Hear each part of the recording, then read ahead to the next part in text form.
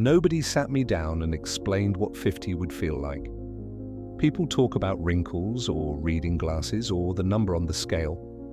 But those are surface details. The real changes happen deeper, in places you can't photograph. One of the first quiet truths is this. Your tolerance changes. You stop tolerating small disrespect. You stop tolerating chaos disguised as personality. You stop tolerating relationships that require you to shrink so someone else can feel big. You might still be polite. You might still be kind, but inside, something closes. A door you used to leave open starts shutting by itself. At first, you wonder if you're becoming bitter. You're not. You're becoming accurate. Another truth, the mind gets louder when you slow down. In your 20s and 30s, you can outrun your thoughts. You can drown them in work, noise, and motion. But after 50, you start noticing what you've been carrying. Old grief, old shame, old resentment, old stories about who you are and what you're worth. This is why so many people think midlife is a crisis. It's not always a crisis. Often it's just the first time you've had enough quiet to hear yourself. And hearing yourself can be uncomfortable. Here's the next truth. You can't heal what you refuse to look at. I learned that the hard way. I used to treat reflection like a luxury. Journaling sounded like something other people did, people with time, people with softer lives. But the older I got, the more I realized reflection isn't a luxury. It's maintenance. There's evidence that journaling and expressive writing can reduce mental distress on average, especially anxiety-related symptoms, though it's not a magic cure, and it doesn't replace professional care when it's needed. What mattered to me wasn't the science headline, it was the simple experience. When I wrote honestly, my mind felt less crowded. A quiet truth nobody warned me about is that loneliness changes as you age. When you're younger, loneliness feels like a social problem. You want more people, more invitations, more attention. After 50, loneliness becomes more complex. You can be surrounded by people and still feel alone. You can have a full phone and an empty heart, and the solution isn't always more connection. Sometimes the solution is better connection. Sometimes the solution is a different relationship with yourself. There's another truth. Your definition of success starts collapsing. Not because you fail, but because you finally see the cost of chasing. Success used to mean being impressive, being promoted, being noticed, having the bigger house, the nicer car, the strong image. And then one day you realize the image has a maintenance fee. The fee is your sleep.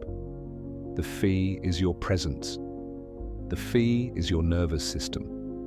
The fee is your health. So you begin to ask a different question. Not how do I look, but how do I live? And once you ask that, you can't unask it. Another truth. Some friendships expire without drama. People assume friendships end with betrayal, conflict, or some big event. Sometimes they just fade. Different seasons, different values, different energy. At 50, you start choosing friendships based on the same thing you choose a home, how you feel when you're there. Do you feel safe? Do you feel respected? Do you feel drained? Do you feel like you have to perform? If a friendship feels like work with no pay, you slowly stop showing up. Not out of cruelty, out of self-preservation. Here's the truth that sounds cold until you live it. You don't owe everyone access. You owe people decency. You owe people honesty. You owe people basic respect. But access to your life, your time, your inner world, your peace, that is something you get to choose. That realization can feel selfish if you were raised to be the good one, the helpful one, the strong one. But boundaries aren't selfish. They're the shape of a healthy life. Another quiet truth, your memory changes, not just in the way people fear, but in a way people don't expect. You start holding on to the good longer. You start letting the bad pass through faster. Many researchers describe an age-related positivity effect where older adults tend to focus relatively more on positive information than negative in attention and memory. That doesn't mean you ignore problems. It means you stop feeding on poison. You begin to savor, and savoring is underrated because savoring is how you get more life out of the same day. You notice sunlight on the floor. You notice a kind sentence. You notice the relief of being home. You notice the taste of food. You notice the feeling of a quiet walk. This brings us to another truth. Time speeds up. Not on the clock. In your mind. Weeks disappear. Months slide by. A year feels like a season. There are theories about why time feels faster as we age. Routine, fewer firsts, changes in attention. Whatever the reason, the effect is the same. You become more protective of your time. And that changes what you tolerate. It changes what you chase. It changes what you choose. Here's the truth that hurts and heals at the same time. Regret shows up.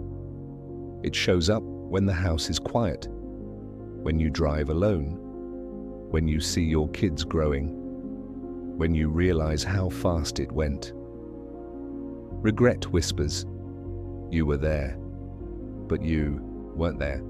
It can crush you if you let it, or it can wake you up.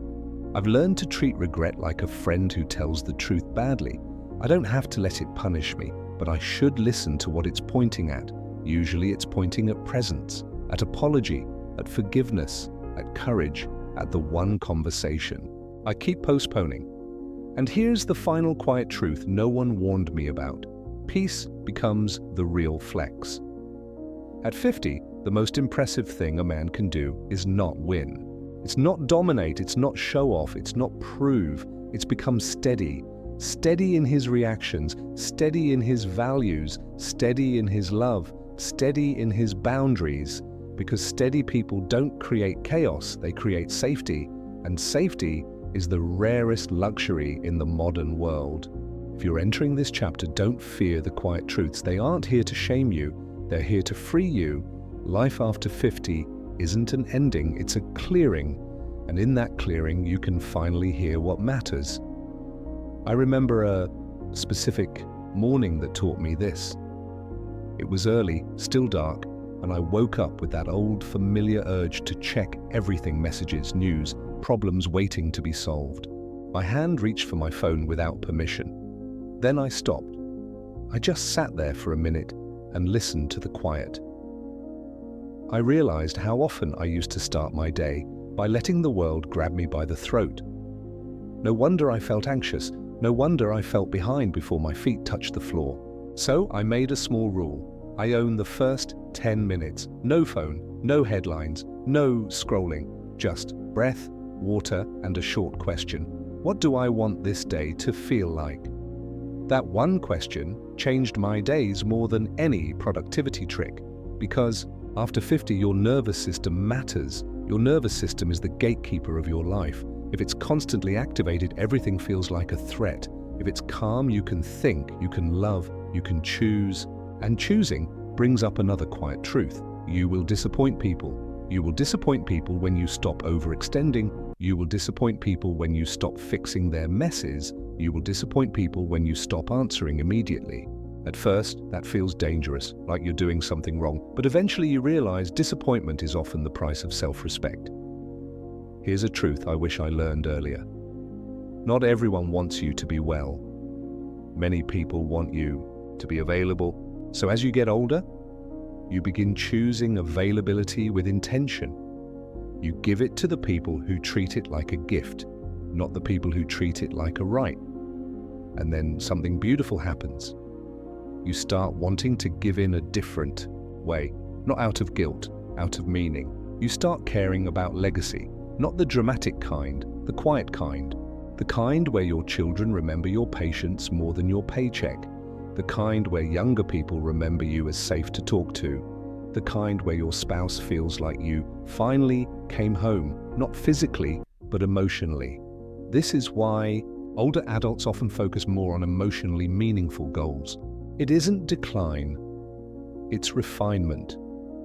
It's the mind becoming honest about what matters when time feels real. So if no one warned you, let me warn you gently. This chapter will make you more honest, and honesty will change your life. One last thing. You may notice you're less interested in being right. That can confuse people who only knew your competitive side. But it's not weakness, it's the discovery that being right doesn't always make you whole. Sometimes being right costs you intimacy. Sometimes it costs you peace. So you choose humility more often, you choose listening. You choose the sentence, "You might be right," and you watch how the room relaxes. That's wisdom too, not loud wisdom. Quiet wisdom, the kind that makes life feel lighter, makes life feel... If you're turning 50 and you feel these shifts, don't interpret them as loss. You're not losing your edge, you're losing what dulled you. And what's left is the truest version of you, less noisy, more precise, and finally free enough to live, on purpose. And if you ever doubt it, remember this. The goal is not to feel young again. The goal is to feel real. After 50, reality can finally feel like home. If this reflection stayed with you, you're welcome to subscribe and continue the journey.